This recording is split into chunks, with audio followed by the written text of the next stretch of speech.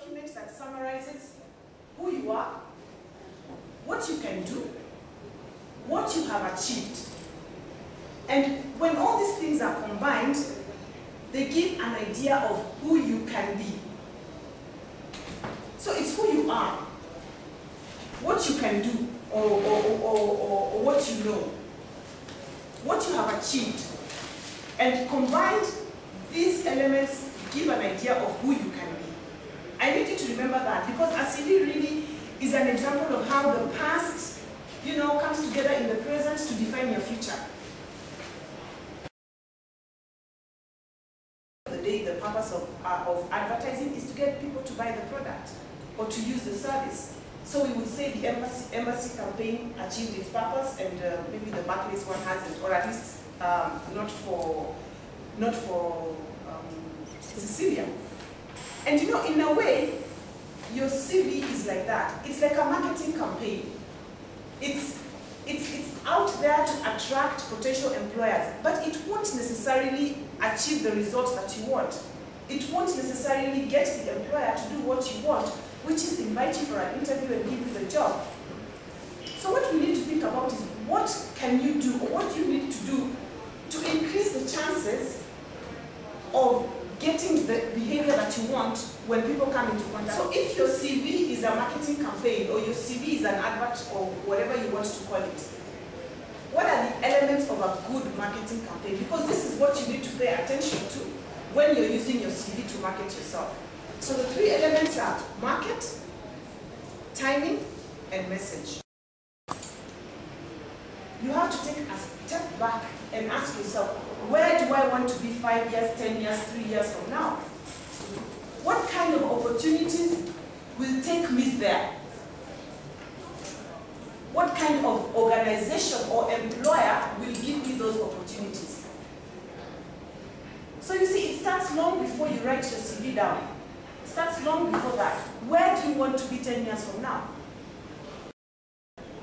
The second element of a good marketing campaign is the message. Now, in the context of your CV, it's not just how you write your CV or how you describe yourself, but what it is that you have to say about yourself. To give out your CV and say, in case an opportunity comes up, I am interested.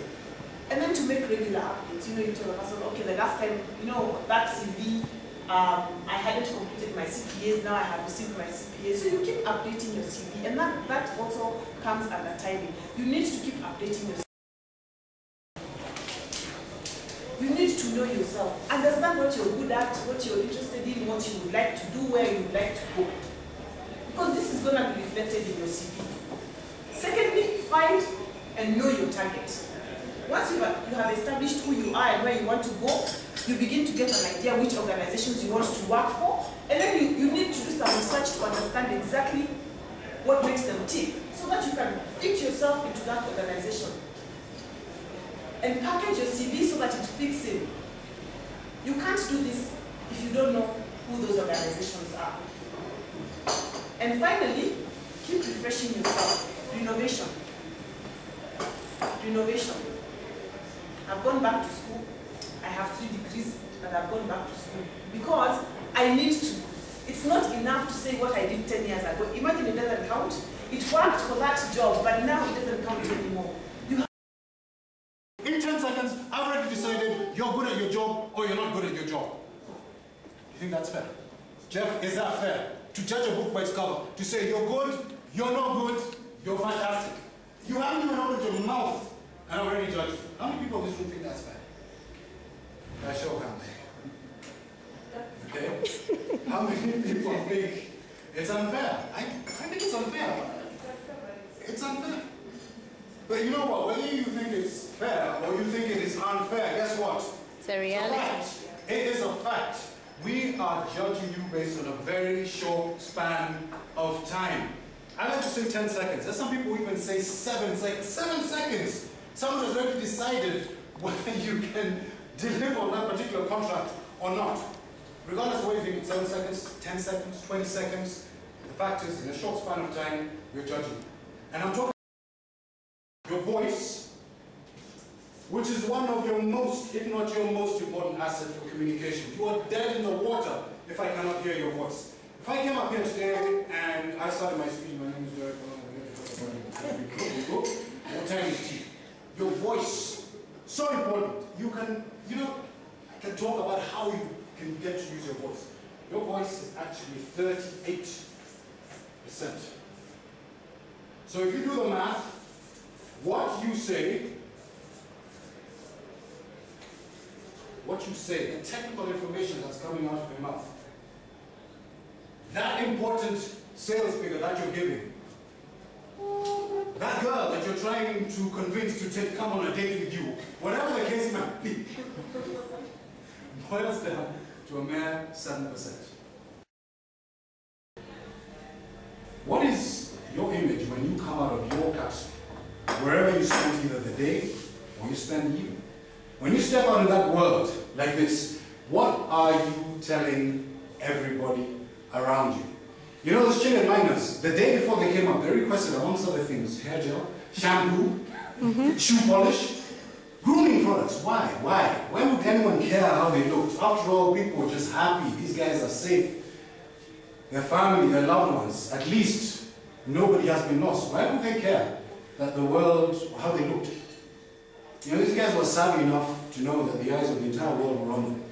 The glare of the media was on them, and the image they wanted to portray, is one of, hey, listen, not only did we survive, but look how good we look. I remember seeing these guys come and thinking, my God, these guys look better than on some weekends, after some rough weekends are high, and they've been underground for 60 days. No, looking fantastic. You are all in personal branding. So, you know, if those skills, anything that you do that affects you in a negative way, you're not dressed appropriately, poor email, you don't greet people, you don't compliment them, you're just, everything coming of soft skills is negative. Those skills are now tilted. Maybe not by much, 49%, 48%, but guess what? You're no longer in control of that situation. And by the same token, you're dressed appropriately. You're feeling wonderful today. Good email, wonderful handshake, fantastic body language. You look like you're confident. Those scales are getting tilted. Maybe not by much, 51%, 52%, but you are now in control of that situation. And again, I go back, every hour, every day, you need to be tilting those scales in your favor. How are you tilting those scales? Think about it. In fact, do yourselves a favor and do your own personal branding. I make a show when I go into a meeting with this mobile phone. I say, you are the most important person, certainly for the next 5 or 10 minutes or 1 hour, whatever the case might be. I take out my phone and I make a show, Nazima Ikitu, because I don't want anything to disturb me. Let me tell you the effect it has on other people. They say, wow, I'm really that important. Now, we're all busy people. And sure, enough, there are emergencies, there are things, fires that we have to fight, your wife might be having a baby, whatever the case might be, the husband might have run away with someone. What you do is you tell people, listen, you're really important, and I want to really pay attention to what you're doing. What I'm going to do is I'm going to actually put my phone on vibrate, or I'm going to keep it on. I still don't know who my friend John is. I was having lunch with my friend John. I told John, the phone's on the table, you know me. So you put the phone on vibrate, you put it in his pocket. 5 minutes later, John's leg is vibrating so hard. Completely distracted. That's not what I'm talking about. But you say, listen, I'm expecting a phone call. Would it be okay if the phone rings, I can take it? And most reasonable-minded people would say that's fine. But I still make a point of putting the phone away even if I'm keeping it on. Now, if that phone call comes, please, don't disappear. I've been left at dinners and lunches where somebody went, excuse me, sitting there. I know, whatever, we continue, we pay the bill, what do we do? So, make it quick. I see I talk about mobile phones a lot. Make it quick and come back and continue. The most important person is the person in front of you. No matter how boring, mundane, whatever the case might be, you need to show that person you're special. It's as simple as that. A verbal business card is a way of not only selling yourself in terms of your company, but actually, and in fact, this is something that comes from an organization that you might be familiar with S.P.E.A.K May, where you have a memory room. You say something about yourself that makes you stand out and memorable, so people can recognize you. If you ask me what I do for a living, I will not say I'm a trainer, I'm a business coach, I'm this. You ask me what I do for a living, this is what I say. I say, I increase people's social capital. People are like, I find a way of saying what I do. in such a way that it makes it memorable, that somebody wants to know more about me. Even if they may not be employing my services, or they may want to give me a referral, whatever the case might be.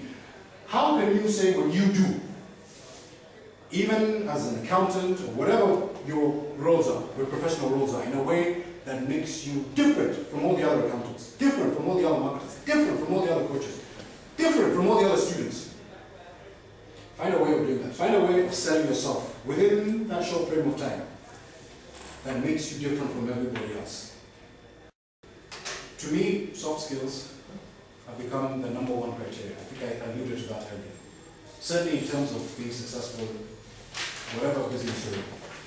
The art of seducing, the art of getting people to do what you want without them actually knowing why.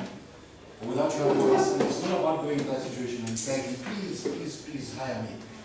It's not about threatening. If you do not sign this contract to honor, it's not about that. It's about putting yourself in a situation where whoever you're dealing with, certainly in a professional setting, has no option but to say, I think we have to sign with this company. I think we've got to hire this young person. I think